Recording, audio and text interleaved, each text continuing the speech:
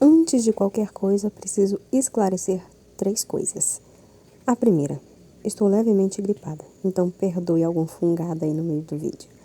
A segunda coisa como se trata da história de um francês, tem uma ou outra palavra solta em francês. Então, se não entender au revoir, meu francês não existe, tá? Então, desculpe.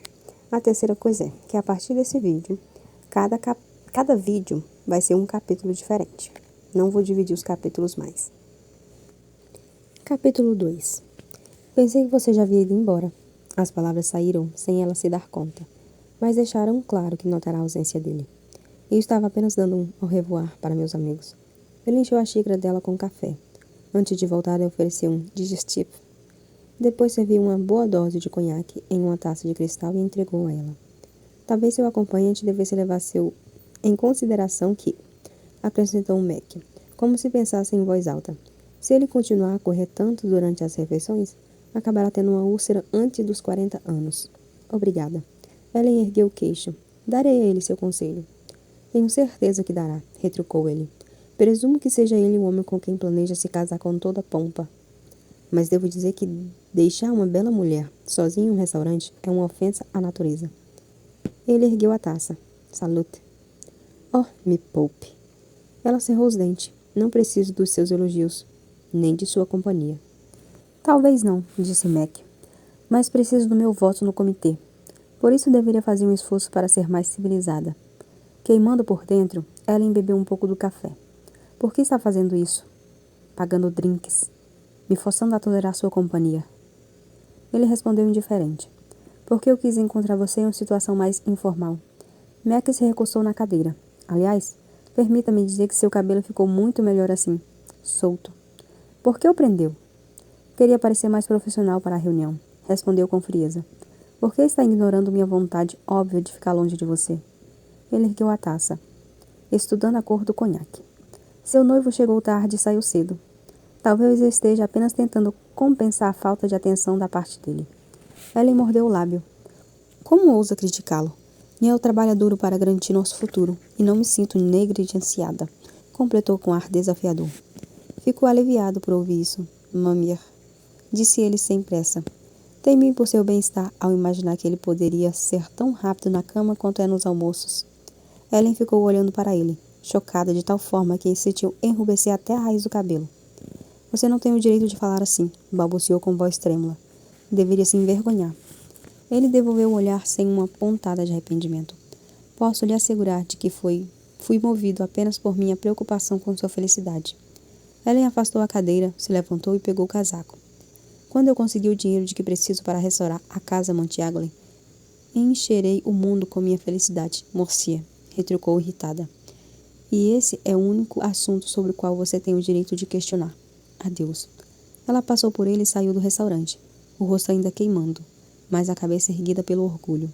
Apenas quando já estava descendo rumo à estação de metrô, se lembrou de que ele poderia segui-la e impedi-la de partir por qualquer motivo. Mas é óbvio que Mac de la Roche não faria isso. Ele era apenas um predador, pensou. Estava sempre procurando uma vítima em potencial e testando sua fraqueza. Perceberá que ela estava sozinha e vulnerável.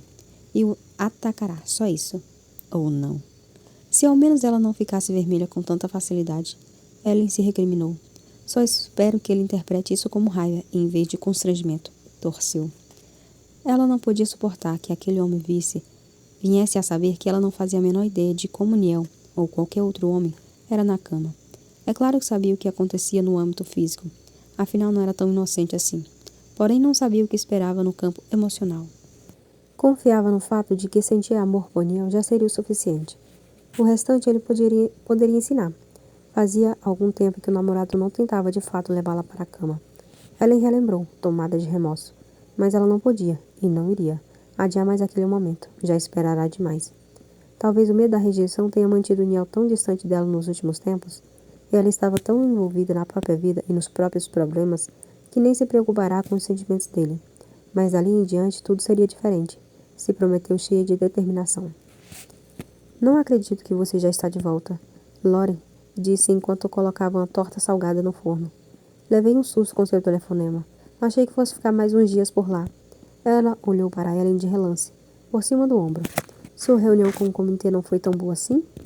Ellen suspirou. Honestamente, eu não sei. A maior parte dos homens que estavam na sala pareceu atenciosa e interessada, mas acho que estavam apenas sendo gentis. E esse Mac de la Roche sobre quem me falou ao telefone também foi atencioso e interessado? Lori quis saber. Não.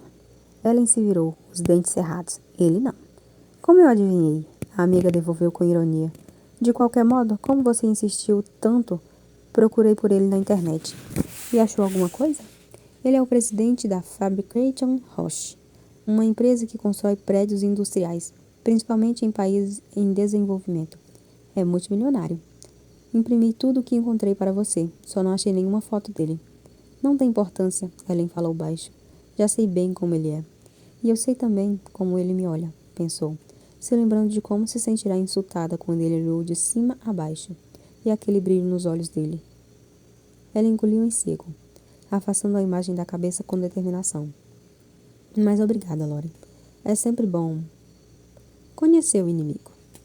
Ellen saiu melancólica da casa da amiga.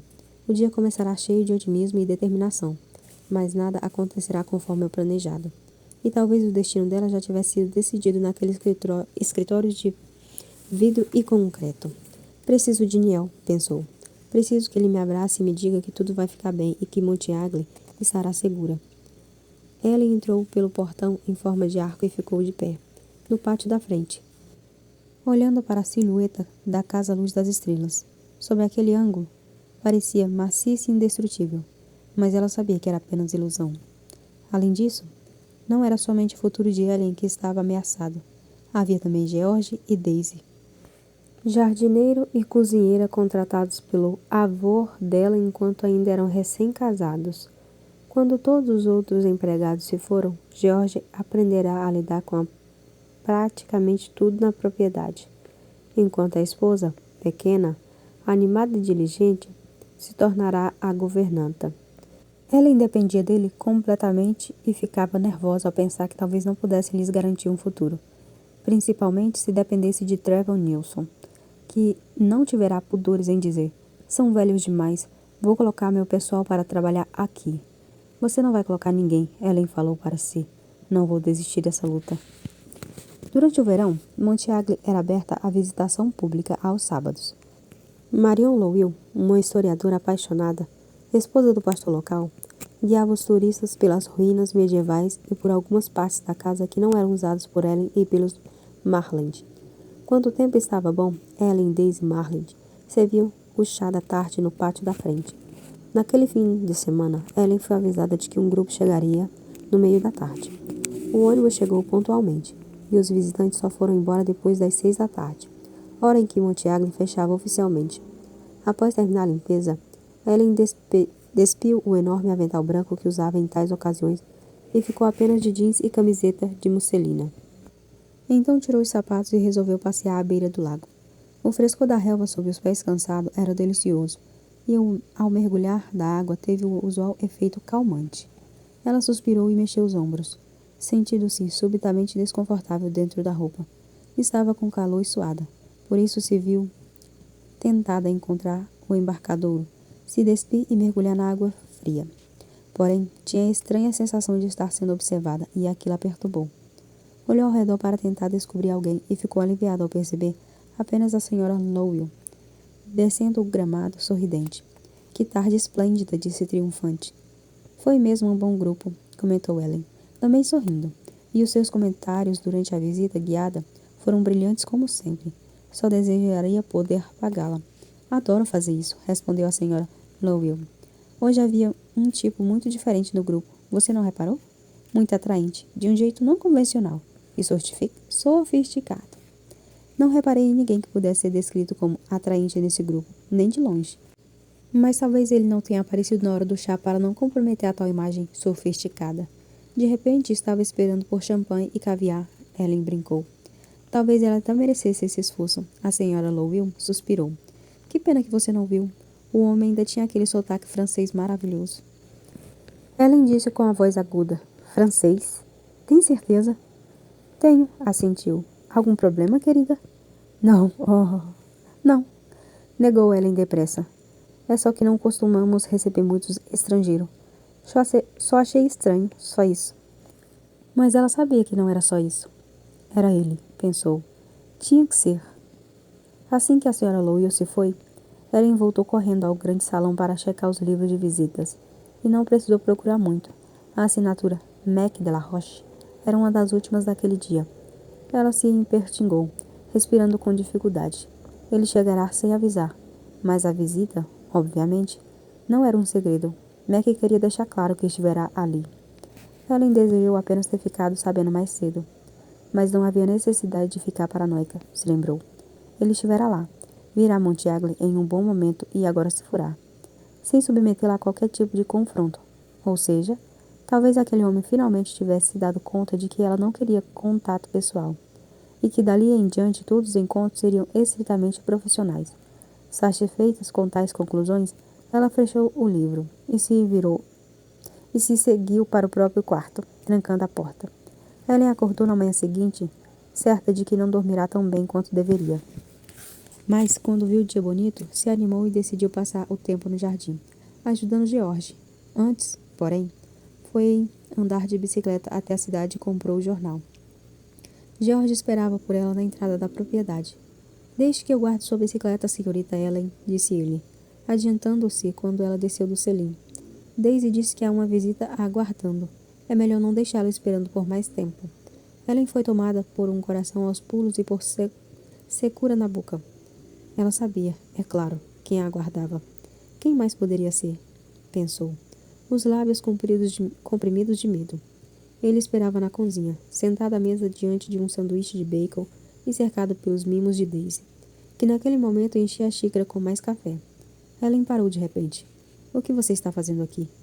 Ela ouviu o tom agressivo na própria voz e viu Daisy levantar o olhar e torcer os lábios em reprovação. Mac de la Roche ficou de pé.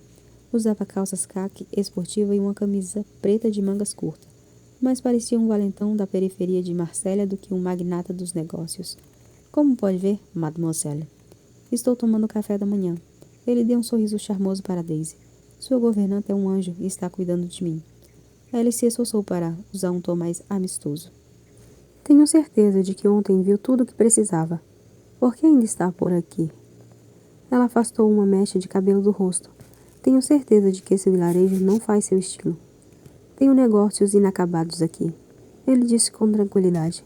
Por isso decidi passar a noite em Montiagle Arms. Ela ergueu a sobrancelha sarcástica. Eles não servem café da manhã lá? É claro que sim, respondeu Mac. Mas depois do jantar que serviram ontem, não fiquei muito tentada a experimentar o petit déjeuner. Ele apontou o prato à frente. Posso continuar? Quer café, senhorita Ellen? Daisy colocará outra xícara na mesa, esperando por uma resposta com um bule na mão. Sua expressão indicava que Ellen já quebrará todas as boas maneiras da hospitalidade. Por favor. Ellen dirigiu a ela um sorriso conciliador e se sentou contra a vontade na cadeira em frente a Mac. Sabia muito bem que os seios estavam marcados pela ausência de sutiã. Fato que com certeza não passaria desapercebido ao visitante indesejado. Pensou com raiva, queimando a boca ao provar o café. Você mencionou um negócio pendente. Ela comentou, após breve momento. Presumo que tem alguma coisa a ver com a casa. Ellen forçou outro sorriso. Afinal, por que outro motivo estaria aqui? De fato, concordou amigável. Então? Ellen gesticulou, desajeitada. Se eu puder ajudá-lo? Não pude ver todos os cômodos da casa durante a visita ontem, porque sua encantadora guia me disse que alguns eram particulares, acessíveis apenas a você e às pessoas que trabalham aqui. Mac de la Roche fez uma pausa. Talvez você possa me mostrá-los agora. Ellen pousou a xícara. Isso é mesmo necessário? Sim, é, respondeu ele. Ou eu não pediria. Sua solicitação ao comitê abrangia a propriedade inteira, não apenas áreas selecionadas. Estou certo de que pode entender isso. Suas acomodações incluem cômodos de importância histórica, como a biblioteca e o quarto principal. Mac a encarou. Talvez seja lá que você durma, e acrescentou com ternura. Espero que não considere a proposta indelicada. Eu nunca dormi lá, retrucou Ellen sem emoção. A última pessoa a ocupar o quarto foi meu avô, e eu não planejo tornar o espaço acessível ao público. mesmo sabendo que um rei usou o quarto para encontros românticos? Carlo I, se não me engano. É isso? Carlos II, corrigiu. Me parece que ele veio até aqui para seduzir a filha dos donos da casa, que fugirá da corte para escapar dele. Mac ergueu as sobrancelhas. E ele conseguiu conquistar o objetivo? Não faço a menor ideia, disse ele, sem querer estender aquele assunto. De qualquer forma, isso é só uma lenda. E apesar de eu ter sido batizado em homenagem a ela, não acredito em nenhuma linha do que é dito. Kyotomashi, que pena, ele murmurou. Mas sendo lenda ou não, o quarto principal com todas as associações românticas deveria ser aberto ao público.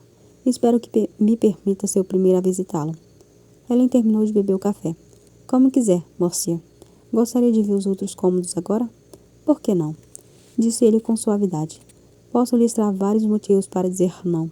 Pensou ela irritada, enquanto guiava pela porta da cozinha. E o primeiro item da lista é o fato de eu precisar ficar sozinha com você, Morcia de la Roche. E Deus me ajude. Não tenho certeza se isso acontece porque não confio em você ou em mim.